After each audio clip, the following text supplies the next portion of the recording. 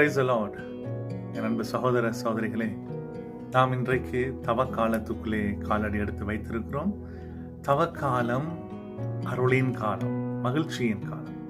ஜோவேல் 2:12-13 வசனம் சொல்லுகிறது, உங்கள் முழு இருதயத்தோடு உண்ணா நோன்பிருந்து முழு இருதயத்தோடு உங்கள் ஆண்டவரிடம் திரும்பி வாருங்கள். அதேதான் ஆண்டவர் தொடர்ந்து சொல்லுகிறார், உங்கள் உடைகளை அல்ல உள்ளத்தை கிழித்து கொண்டு உன் கடவுளாகிய ஆண்டவரிடம் திரும்பி வாருங்கள். அவர் இரக்கமுள்ளவர், நீடிய பொறுமை உள்ளவர், அவர் செய்ய கருதிய தீங்கிலிருந்து மனம் மாறுகிறவர். நாம் எல்லோரும் பலவீனமானவர்கள், தவறு செய்பவர்கள். ஆகவே இந்த தவக்காலம் எங்களுக்கு நல்ல ஒரு சந்தர்ப்பமாக அமைகிறது. ஆண்டவரிடம் திரும்பி வந்து எங்கள் உள்ளங்களை நாங்கள் புதுப்பித்துக் கொள்ள ஆண்டவர் நம்மை அழைக்கின்றார். ஆகவே இந்த வேளையிலும் உயிருள்ள நம் ஆண்டவர், நற்கருணை ஆண்டவரிடத்தில் இந்த தவ காலத்தை ஆரம்பிக்கின்ற இந்த முதல் நாள் உங்களை அர்ப்பணியுங்கள், ஒப்புக் கொடுங்க.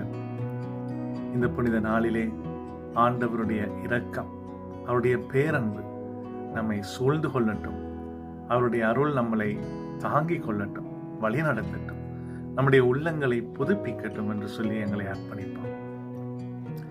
மகா தயவும் இரக்கமும் மிகுந்த எங்கள் நல்ல உயிருள்ள ஆண்டவரே, நற்கருணையில் மெய்யாக உயிரோடு வீற்றிருக்கிறவரே, இந்த புனித நாளிலே, இந்த தவ காலத்திலே நாங்கள் காலடி எடுத்து வைக்கின்ற பொழுது நாங்கள் ஒவ்வொரு நாளும் உம்மோடு கூட நடந்து வந்து எங்களுடைய ஒவ்வொரு வாழ்வின் கட்டங்களும் உமக்குகந்ததாக இருக்கின்றதா என்பதை நாங்கள் உணர்ந்து சரி செய்து உம்முடைய பரிசுத்த ஆவியின் வல்லமையினால் உமக்குகந்த வாழ்க்கை வாழ உம்முடைய அருளையும் தயவையும் உம்முடைய ஆசிரியையும் எங்களுக்கு பொழிந்தரலாம்.